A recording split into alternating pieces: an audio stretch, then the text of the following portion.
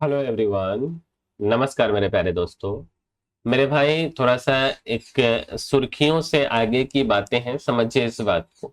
जनता के गुस्से से सावधान, मलाहों का चक्कर छोड़ो, तैर के दरिया पार करो।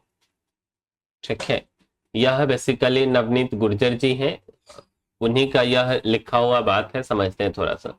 तूफानों से आंख मिलाओ, सैलाबों पर वार करो, मलाहों का चक्कर छोड़ो, तैर के दरिया पार करो। राहत इंदौरी साहब के इस शेर को ही शायद ध्येय मानकर नेपाल के युवाओं ने मात्र 24 घंटे में सत्ता पलट दी। पहले श्रीलंका और बांग्लादेश, अब नेपाल। गुस्सा हर जगह एक जैसा था। देश कोई भी हो, सत्ताधीशों को यह समझ लेना चाहिए कि जनता का गुस्सा पल भर में कुछ भी कर सकता है। बांग्लादेश में जब विद्रोह हुआ तो नेपाल खुश था कि उसका उसके यहाँ ऐसा कुछ नहीं होगा।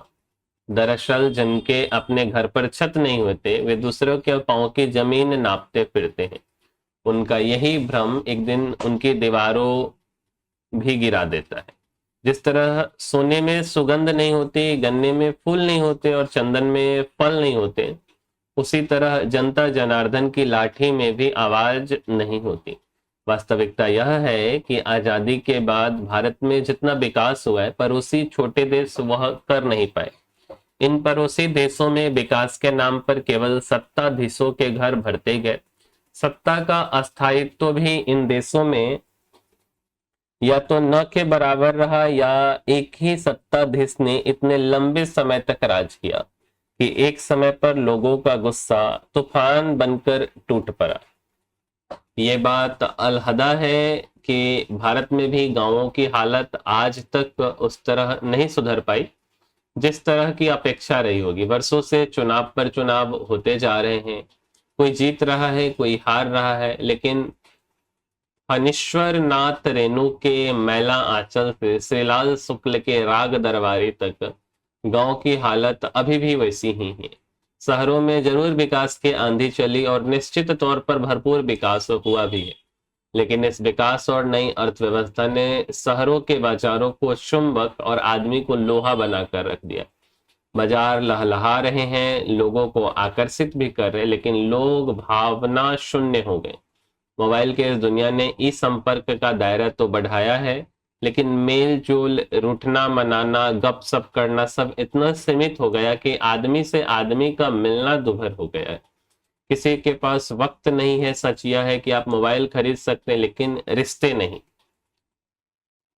दोस्त भी नहीं, समय तो खरीदा ही नहीं जा सकता, जो मोबाइल और रील्स देखने में बुरी तरह खर्च होता जा रहा है। बहरहाल देश कोई भी हो, सत्ताधीशों को ठहर कर ये सोचना ही होगा कि वे लोगों के गुस्से को किस तरह शांत करके रखें, किस तरह की सुविधाएं उन्हें दे सकते हैं, किस तरह का विकास उनके क्षेत्र में कर सकते हैं जिससे उनका जीवन आसान हो सके। यह बात समग्र विकास की है। मुफ्त की रेवरियों से कुछ नहीं होने वाला है, क्योंकि ये मुफ्त की रेवरियां एक तरह से चुनाव जीतने का उपक्रम भर है और कुछ नहीं, कुछ भी नहीं। दरअसल भारत में सुरसा के मुंह की तरह बढ़ रहे चुनाव खर्च ने पूरी व्यवस्था को, पूरे ढांचे को ही तहस नहस कर दिया है। इसे कम करने का कोई मैकेनिज्म नेताओं को बनाना चाहिए, गढ़ना चाहिए। एक जमाना था जब पंडित द्वारका प्रसाद मिश्र का निर्वाचन इसलिए रद्द कर दिया गया था क्योंकि उन्होंने चुनाव में सीमा से 1 रुपए ज्यादा खर्च कर दिया। अब देखिए, जिनके अपने घर पर छत नहीं होती, वे दूसरों के पांव की जमीन नापते फिरते हैं।